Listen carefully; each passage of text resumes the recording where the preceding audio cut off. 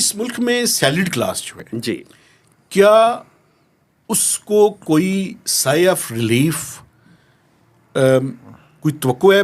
Finance minister تو کہتے ہیں کہ میں نے پچھلے سال بڑا ٹیکس دیا ہے، مجھے پتہ ہے کہ ٹیکس ریٹ کتنا بڑھ گیا ہے، جی لیکن اگر آپ پریکٹیکلی دیکھیں تو پچھلے دنوں میں نے ایک سٹوری کی تھی سر کہ پاکستان میں کوئی 10 کروڑ سے زائد کوئی 3-3.5 ہزار لوگ ہیں جو اپنی انکم شو کرتے ہیں، اور اس میں آپ کو بتاؤں سر 95% سے زیادہ سیلریڈ کلاس کے لوگ ہیں. صحیح ہے. Business class, retailers, traders, importers, exporters بالکل کوئی، مجھے تو لگتا ہے کہ ٹیکس جتنا بنتا ہے دیتے ہی نہیں ہیں، لیکن چلیں کچھ نہ کچھ کنٹریبیوٹ آف کورس کرتے ہوں گے. جی مینوفیکچرنگ سیکٹر تو کرتا ہے جو فارمل ہے. سیلریڈ کلاس جو ہے ابھی اس میں اور کتنا خون چوسنا باقی ہے، یہ چوسا جانے کا خوف اور امکان.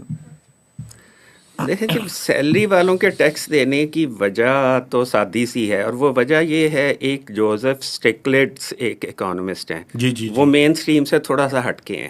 انہوں نے ایک دفعہ کہا تھا کہ you can only tax that which is visible, یعنی کہ جو چیز سادہ لفظوں میں جیسے ہم ڈاکومنٹیشن کہتے ہیں کہ جو سیکٹر ڈاکومنٹ ہوگا اس سے آپ ایکچوئل ٹیکس لے سکتے ہیں، جو ڈاکومنٹڈ نہیں ہے اس سے آپ ٹیکس نہیں لے سکتے. وہ ایک حد تک اس ٹیکس پیئر کی ثوابدید پہ ہوتا ہے کہ وہ کتنا ٹیکس دینا چاہتا ہے.